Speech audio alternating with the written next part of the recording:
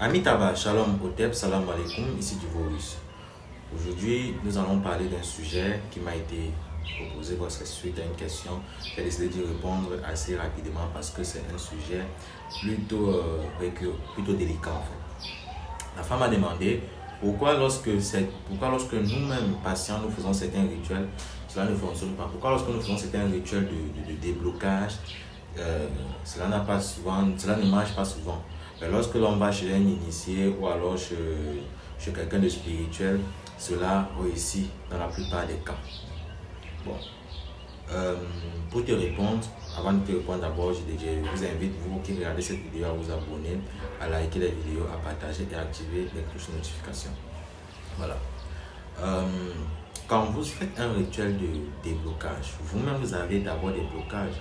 Ça veut dire que vous êtes soit couvert par les miasmes du bas astral, soit votre aura est polluée. Parce que quand ton aura est polluée, même si ton étoile brille comment, tu ne peux pas avoir le succès. L'aura, c'est comme ton parfum.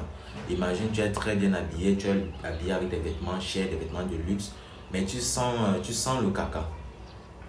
Peu importe le luxe que tu auras sur toi, peu importe à quel point tu seras beau, tant que tu n'as pas une bonne odeur, les gens te fuiront en fait. C'est aussi comme ça sur le plan spirituel avec l'aura. L'étoile, un peu, c'est comme on va dire la propreté, comment ton étoile brille, en fait, la lumière, ton rayonnement. Donc, on va avoir les blocages qui symbolisent parfois aussi les chaînes que quelqu'un a dû avoir mis sur toi, ou alors une entité, ou même une attaque. Bref, les blocages ont plusieurs origines. Peut-être qu'il va en parler un jour quand je vais mieux entrer dans le sujet, les différents types de blocages. Donc, quand tu es sujet à un blocage, ça veut dire que toi-même tu es déjà restreint sur le plan spirituel. Tu as déjà une certaine restriction. C'est comme quelqu'un qui a des menottes aux pieds, il peut se déplacer, mais il ne pourra pas se déplacer à une certaine vitesse. Donc, c'est comme ça. Donc, vous qui avez des blocages et que vous les faites, ça ne marche pas. Et d'abord, le premier facteur, c'est que, étant déjà restreint sur le plan spirituel, vous ne pourrez pas faire des rituels d'un certain niveau. Vous pouvez faire des petits rituels, des petites astuces qu'on vous donne sur YouTube pour vous permettre d'atténuer les choses en fait. Donc, plus vous atteignez les choses, plus vous avez des petites entrées. Et donc, au fur et à mesure que vous le ferez, c'est comme si il y a une porte en bois, on vous donne une lame de rasoir, on dit il faut gratter cette barre de bois là jusqu'à ce que cela se divise. Ça va prendre du temps, mais à force de gratter tous les jours avec persévérance, ça va finir par se diviser. Donc c'est le rôle des astuces en fait pour ceux qui n'ont pas les moyens d'aller voir des initiés. Donc ne pensez pas que vous allez faire un rituel de déblocage du jour au lendemain, votre vie va changer, vous allez devenir millionnaire, milliardaire. C'est faux. Si on vous dit ça, c'est pas vrai en fait.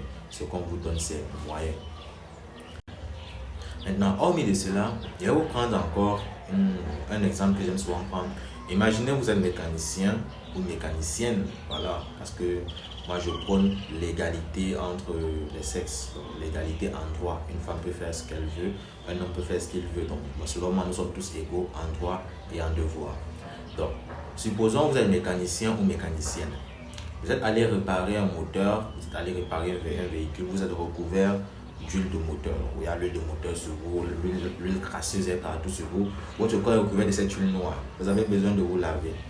On vous dit, vous avez à votre disposition un seau d'eau et un savon. Quelle serait la meilleure solution?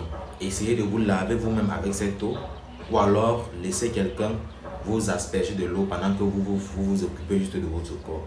La meilleure solution serait de laisser la personne vous asperger de votre eau. Parce que dès l'instant où vous allez mettre votre main dans cette eau, vous allez polluer cette eau. C'est pour ça que pour certains cas de blocage, pour certains cas de blocage, comme par exemple lorsque ton corps est recouvert de miasmes, lorsque ton aura n'est pas pur, lorsque ton étoile ne brille pas assez, lorsque c'est peut-être une charge karmique, ce genre de blocage-là, il est préférable de passer par un intermédiaire qui peut être un initié, qui peut être votre père même. Donc, qui peut être votre parent. C'est pour ça qu'il y a des rituels que quand on donne souvent cette personne, on leur dit si votre mère est à côté de vous, demandez-lui de vous laver avec ça. Ou alors, on demande souvent de chercher quelqu'un qui va vous laver avec. Bon, mais c'est souvent très rare. Dans d'autres cas, on vous dit venez, nous-mêmes on va vous laver. Donc, c'est comme ça. Il y a plusieurs, il y a plusieurs types de blocages, il y a plusieurs façons de résoudre ces problèmes-là. Vous voyez déjà que rien que sur les deux exemples que j'ai cités, la résolution du problème se fera assez péniblement en fait. Donc, quand on vous donne une astuce sur YouTube ou sur Facebook, ce sont des rituels d'un degré assez bas.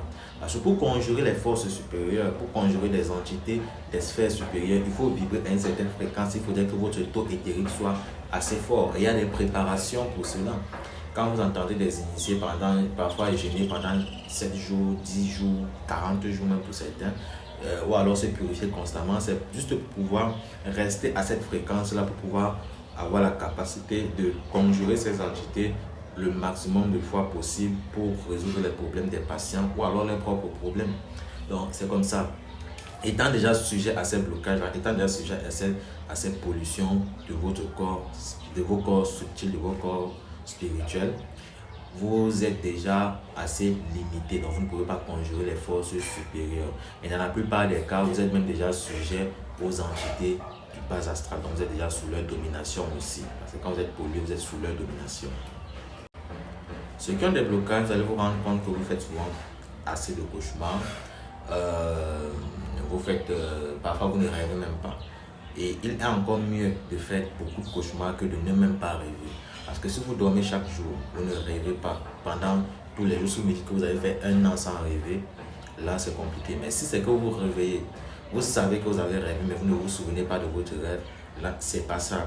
Mais le fait de dormir et de ne pas du tout rêver, là c'est délicat en fait. Parce que dans ce cas, ça veut dire que vous avez même déjà été abandonné par votre ange gardien, par les entités qui sont censées vous guider sur le plan spirituel. Donc, ma soeur, tant qu'à poser cette question, il faut savoir que lorsque tu fais des rituels que l'on donne sur YouTube, les rituels qu'on donne sont des rituels d'un degré assez moyen en fait, pour que vous puissiez les répéter plusieurs fois pour avoir gain de cause. Mais les puissants rituels ne peuvent pas être faits par vous-même. Et il y a, comme j'ai dit dans ma dernière vidéo, même des initiés, il y a parfois un initié, un grand maître peut avoir un simple initié, lui dit fais-moi tel rituel. Pas parce qu'il n'a pas la capacité de le faire, mais parce que ce rituel nécessite l'intervention d'une tierce personne. Raison pour laquelle les initiés sont obligés d'être solidaires entre eux en fait. Les initiés sont obligés de partager certaines valeurs. Donc quand ma soeur, si tu as fait des travaux spirituels que ça n'a pas marché, voilà donc peut-être l'une des causes. Maintenant, l'autre facteur des échecs de ce genre de rituel, c'est au niveau de la compatibilité. Vous pouvez aller chez un initié qui a fait des travaux spirituels pour presque tout le monde, ça a marché, mais dès qu'il arrive sur lui, ça ne marche pas. Parfois, c'est qu'il n'y a pas une sorte de compatibilité entre vous. Dans d'autres cas aussi, c'est que vos deux énergies, ou alors parfois même vos deux totems s'affrontent. Tout le monde forcément a un totem. Maintenant, les totems, ça dépend. L'animal totem de tout un chacun. Excusez-moi pour mon français. L'animal totem de tout un chacun dépend de certaines fondamentaux, en fait, à savoir ses parents, son arbre généalogique, tout ça, bref. Donc, parfois, ça peut arriver que il n'y a pas une certaine de compatibilité, vos esprits ne s'aiment pas, vos totems ne s'aiment pas, ça fait en sorte que le rituel ne fonctionne pas. Ou alors même, sous coup du malheur, ça peut arriver même que vous fassiez le rituel avec lui, il fait son rituel, ça marche, mais dès que vous sortez de sa maison, quelque chose, ou dès que vous traversez un carrefour, s'il ne vous a pas peut-être bien protégé, ou bien s'il ne vous a pas protégé tout court, vous reprenez encore cette saleté. C'est comme un enfant, vous pouvez laver votre enfant aujourd'hui, vous laissez votre enfant jouer, vous l'avez vêtu de vêtements blancs, il est très beau, il ressemble à un ange, comme les enfants ressemblent toujours aux anges. Il est très beau, il part jouer et il entre dans de la boue, il se salit encore. Bon, vous allez vous retrouver en train de devoir relaver cet enfant, même si vous l'avez lavé il y a de cela 30 minutes, vous devrez le relaver encore. Parce qu'il s'est ressali en fait, on tient compte de l'aspect présent et non du passé, c'est aussi comme ça avec la spiritualité. Alors, pourquoi est-il nécessaire d'être propre quand on veut faire toute activité? C'est parce que le succès dans toute chose, que ce soit dans le bien ou dans le mal, vient avec la propreté. Vous allez même voir les sorcières. Généralement, certaines sorcières, dans leur quartier, ici en Afrique, il y a souvent des petits ruisseaux qui passent dans les quartiers. Vous allez voir, les sorcières sont très méticuleuses. Elles aiment nettoyer les ruisseaux, elles sont toujours très propres. Une fois, j'avais fait des problèmes avec une, parce qu'en nettoyant, quand moi je nettoyais parce que moi je vais encore chez mon père, je venais à peine de débuter les initiations au village. Quand je nettoyais la récolte, elle nettoyait sa devanture. Elle me dit, non, c'est pas comme ça qu'on nettoie, il faut bien nettoyer. Je dis, mais déjà que je nettoie ta devanture, c'est par volonté. Donc tu vas pas m'imposer à brosser la récolte avec une brosse. Elle me dit non, si c'est que tu ne peux pas bien faire, laisse-le faire correctement parce que c'est là-bas que mon totem passe. Une sorcière. Donc, vous vous rendez compte que même dans ce domaine-là, il y a cette nécessité de propreté en fait. Même quand vous allez faire un pacte, il y a toujours des rituels de purification qu'on fait. Par exemple, même ceux qui ont déjà pu à travailler avec moi, vous allez vous rendre compte que chaque fois que vous commandez des produits, que ce soit des bagues, que ce soit des parfums, ou alors lorsqu'on fait des rituels, dès que je vous envoie un colis, il y aura toujours des colis de purification dans ce que je vous envoie. Et je peux même dire, laisse les commentaires, vous pouvez venir dire ici, il y a toujours des colis de purification. Je n'ai jamais envoyé un parfum sans envoyer au préalable des produits, des savons et autres pour se purifier, des encens. Même les bagues, je n'ai jamais envoyé une bague sans envoyer des produits au préalable pour se purifier. C'est parce qu'il faudrait se rassurer que même si on a fait un travail sur le plan spirituel, que votre corps physique soit aussi propre pour accueillir ce qui va suivre. Raison pour laquelle quand vous recevez souvent des colis, je vous dis souvent, non, attendez à l'une des croissantes ou alors mardi ou samedi, vous allez faire ceci, vous allez vous laver, vous allez brûler tel encens, vous allez faire ci, vous allez faire ça, avant de commencer à toucher la bague ou alors avant de commencer à utiliser le parfum que je vous ai donné.